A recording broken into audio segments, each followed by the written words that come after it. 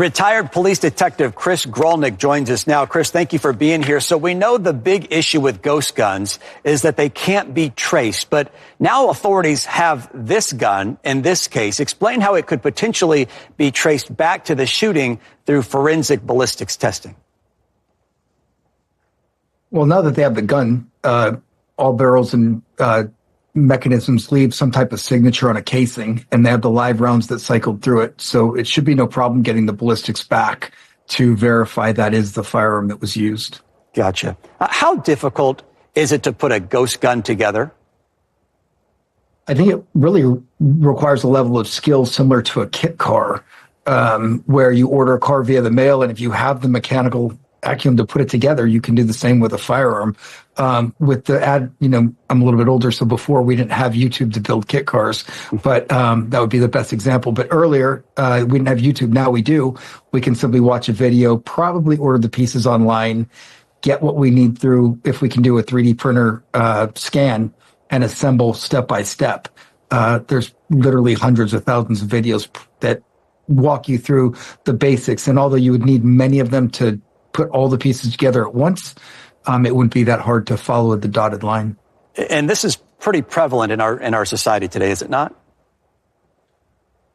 I would say the challenge of should I or should I not do something wrong is what the biggest problem is with our society. And the people that would want to be would-be evildoers, or people that have a motive of, quote unquote, to beat the government or to beat the law. They would be the first ones that would probably want to do it just for the nostalgic value, although I definitely don't promote that. However, that could be one possibility. Another issue is, I'm guessing when you're ordering these parts, if you jump online and you're ordering these parts, they probably don't come in with a serial number, do they? So that again becomes part of the problem. Right. So most firearms and parts that you order for them don't have serial numbers on them. The two main components that do usually are the slides, but always the receiver. The receiver would be like the chassis of a vehicle, where the slide would be like the shell of the automobile. So that has a serial number on it. It's usually backed with ATF, where they test fire them, or they send the ballistics reports from a firearm manufacturer to them, and they keep them on file. The ghost guns are really just manufactured by an individual at home that has no requirements to register them. And if they're good citizens, meaning law-abiding citizens, they would probably go and try to register them on their own if that's what they wanted to do.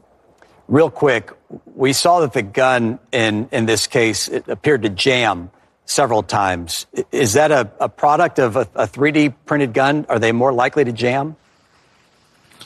It really depends on the build, the design, and the person's mechanical acumen. Again, when you put these together, you can fire them very successfully if done absolutely precisely, but any millimeter of precision that's off would probably cause a failure to cycle appropriately, and the cycle of operations would disrupt that.